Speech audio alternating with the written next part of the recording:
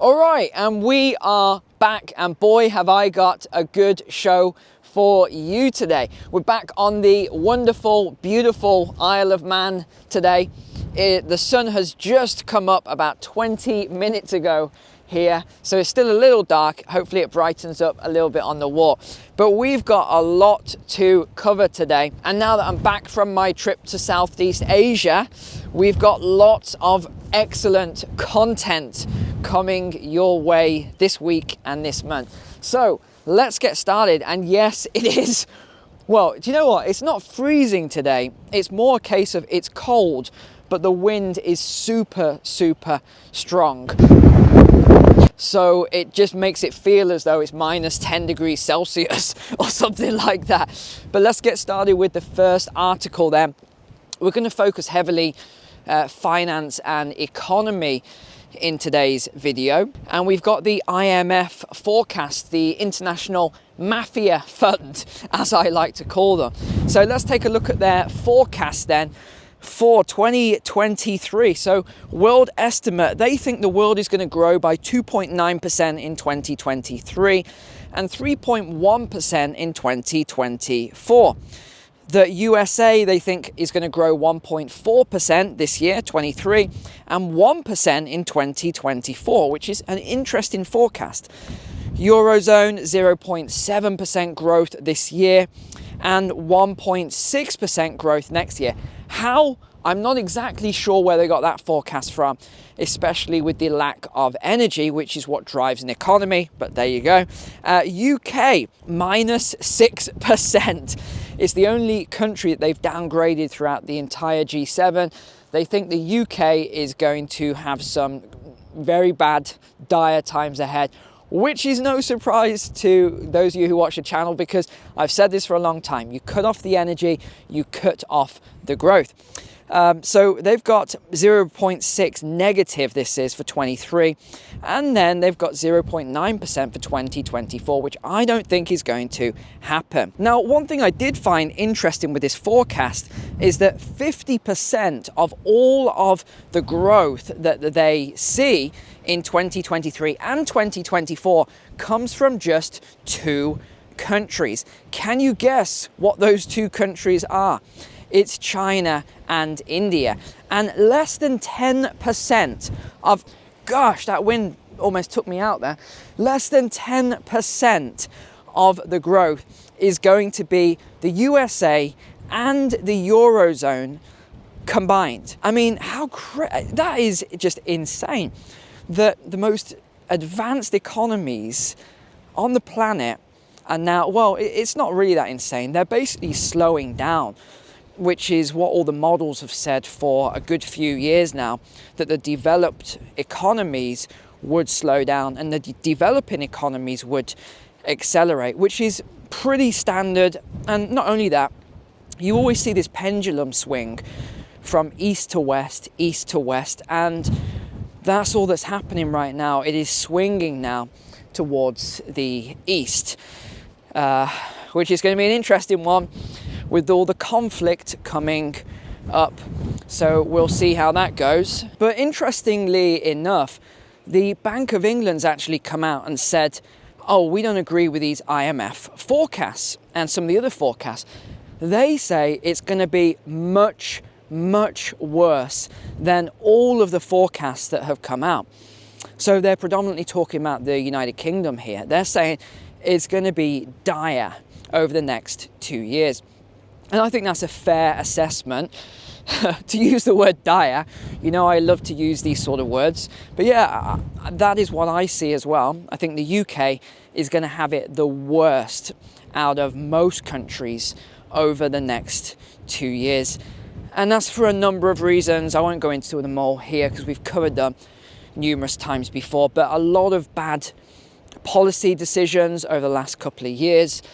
Too much currency creation, cutting off the energy supply, highly efficient, dense hydrocarbons, just cutting them off without anything to replace them with, which, well, we'll see.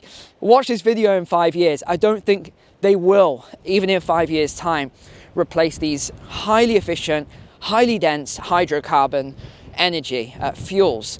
But we'll see. People love to debate me on the energy stuff. So I just let time, I have a saying, time solves all problems, or time often proves people right or wrong. And I think that's what we're going to see this time around. Oh, let's get through this muddy bit here. Now, the other interesting bit of news that's happening this week, of course, is going to be the standoff between the new Speaker of the House, McCarthy, and Biden. I don't think it's going to be much of a standoff, to be honest, but this is what's coming up. And I just think that it's baffling. It is baffling to me that the USA, the most developed country in the world, gosh, that wind is ridiculous right now, but we are on the coast here, we've got the sea behind us, the most developed economy in the world, also the most in debt nation in the world, $31.5 trillion. Just think about that for a moment. $31.5 trillion. And what do they want to do? Do they want to, let's do the right thing here. Let's stop raising the ceiling, cut spending, cut government spending, start cutting the debt down. Do they want to do that? No. Oh no, because that would be the right thing to do. No, what they want to do is increase the ceiling and spend even more money. Even though, if you've ever looked into any of these accounts, it is nuts. The amount of money that just goes missing, that the government can't account for. It's mind-blowing where this money ends up. I think we can guess where a lot of it ends up. It's not really a big surprise, but I thought one of the solutions to the debt problem was quite funny. Who came up with this? It says a team of economists or something like that. Who are these economists that came up with this? Are you ready?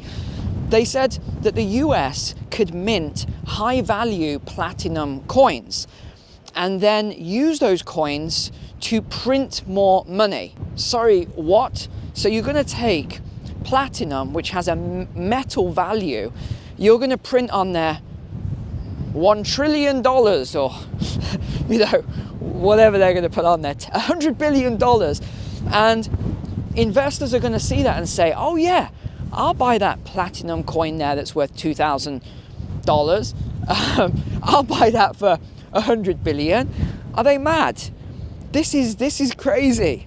Where do these ideas come from? I really don't know. Although you could say that about T-bills, treasury bills. They are backed by absolutely nothing, and people fall over themselves to buy these things. That's what a fiat system is. It's currency that doesn't actually exist. It's actually just a massive debt Ponzi scheme. Gosh, it's so funny, the world we live in now. It really is like a simulation, isn't it? The way everything is now. It's mad. It's absolutely crazy. I do feel a lot like I am living in a simulation with just loads of NPCs all around me every day now. Oh gosh. And some of them are like more intelligent than others. Some of them have, very high level programming, and others have very low level programming. It's bizarre. But if you want to hear bizarre, once this CBDC comes in, central bank digital currency, then you're going to see some craziness with your money, with your currency. That is why I hold gold and silver and real tangible assets right now, for this exact reason. Now, we'll talk mortgages in a second here, but I did just want to throw into the video at the last second about Meta, because Meta, which is Facebook basically, stock price went up 23% yesterday, which is pretty crazy. So I actually had it on my watch list, and again, I'm doing this off the top of my head here, so the figures might not be 100% accurate, but I had it on my watch list. I've got a value of it about $385 is what I feel is the true value of it, even though I hate the company. And it's been sat at $150 this week, and then it just jumped to $185 yesterday. Now, I could go into all the reasons that happened and talk about that in detail, but one thing I would say, and this is what I mentioned yesterday, is that I do have a stock market course in the description. Check out that link, and you will learn all this stuff, why these things happen, and how you can actually use this to your advantage, basically, especially if you don't have anything in the market, which, by the way, because someone else said, why would I buy into the market if you haven't bought in at the moment, Neil? The reason, well, let me just say, I wouldn't buy into the market right now unless you're trading where you can actually make a lot of money. But the reason I'm not in the market just yet is because I think this is just a fake out. I think it's a melt up. And I know a lot of people won't agree with this. A lot of investors online won't agree. But again, time will, I believe, prove me correct on this, as most of my other forecasts have been. I think we're seeing a melt up in the market right now. And I think later on, we're going to see the market come down very, very heavily. And you think it already went down 20% last year. And again, I'm talking about the S&P 500 in general here, but so the Dow went down heavily, so the NASDAQ. I think it was only the FTSE that pretty much held up quite well last year. But I do think that these markets are going to be coming down even more heavier. I do. But then later on, I think we're going to have this massive run up, this massive explosion. And I'm fairly confident of that. I think that's coming. And really what I'm trying to say here is you've got to know how to buy into the stock market when the time is right, because if you don't, you're going to miss out on a massive opportunity that is coming, and it is going to be a huge life-changing opportunity, is my belief. So just to answer that question that comes up a lot, why should I do the course now?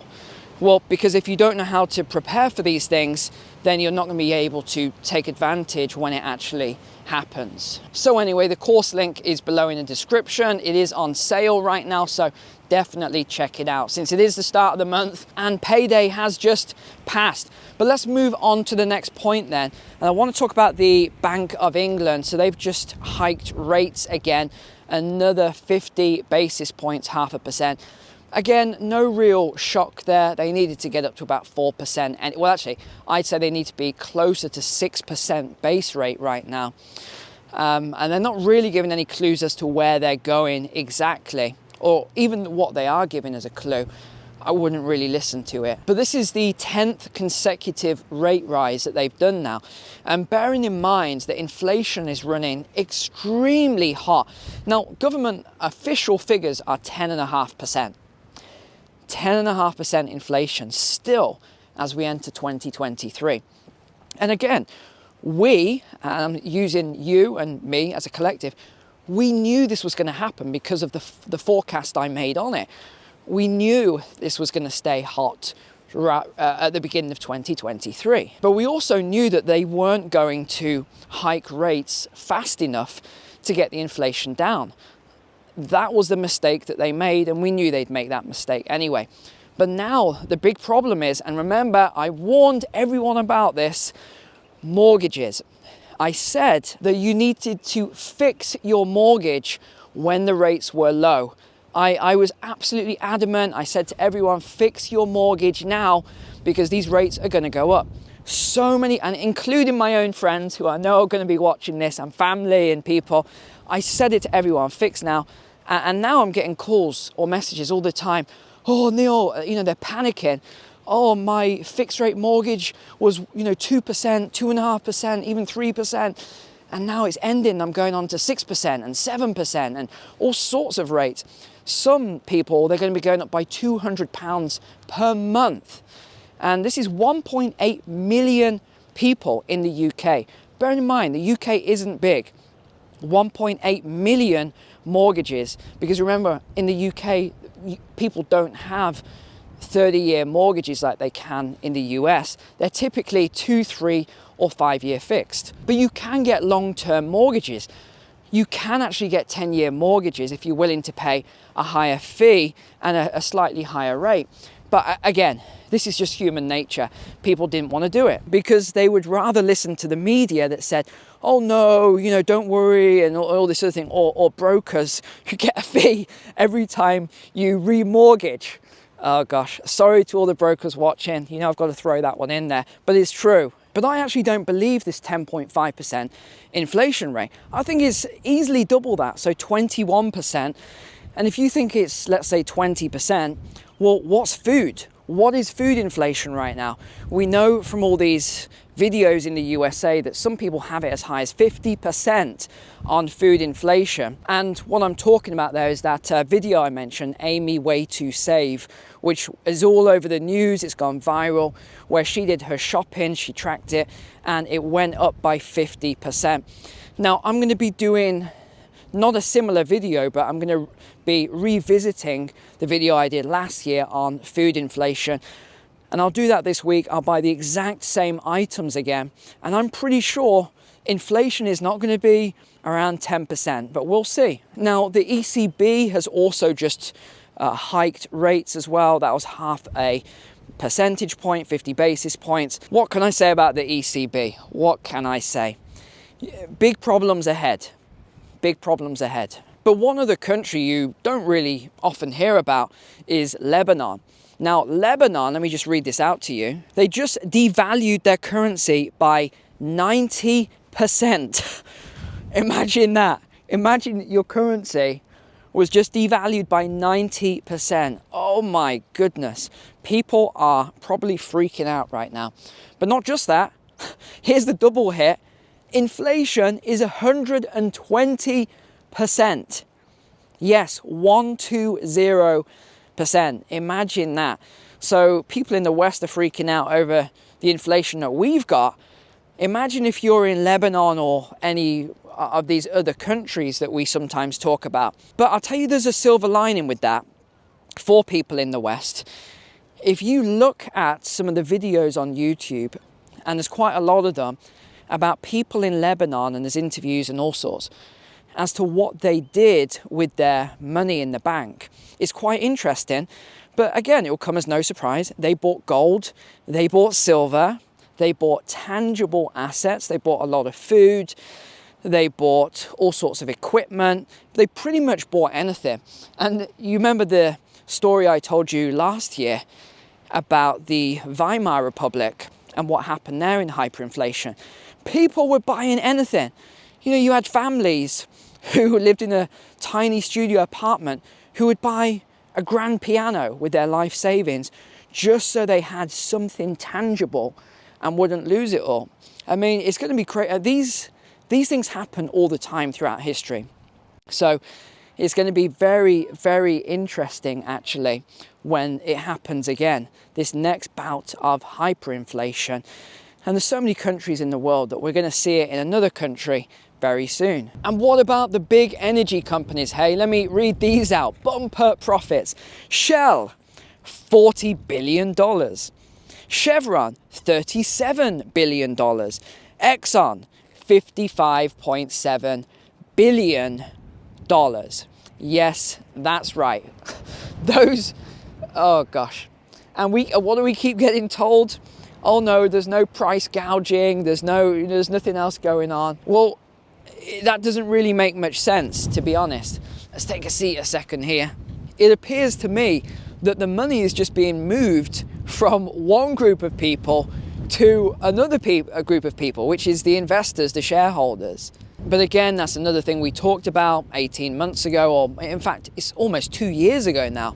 And I said energy stocks would be a good one, but the only problem with them was that they were all fair value, or some of them were overvalued. Some of the really good ones are majorly overvalued. So that's the downside sometimes. And talking of energy bills, well, we'll link this to utility bills. In England and Wales, if you live in England and Wales, you've got some hard times ahead with your water bill, because the forecast is 12.9% increase in price every year for the next few years. Why? Because of these new energy costs. So it's pushing up the price to actually get the water to you. And I keep saying this, everything is from energy. everything. Okay, let's wrap up with this last story now then. Here we go, I'm going to read out the headline to you. Wood burning stove could lead you with a £300 penalty or criminal record under new regulations. Is yours going to land you with a fine?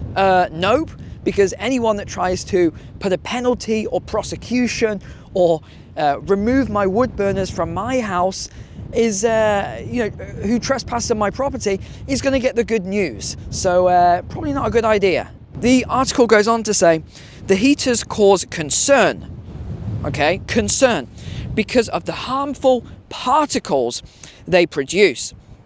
Dangerous emissions increased by 35% between 2010 and 2020.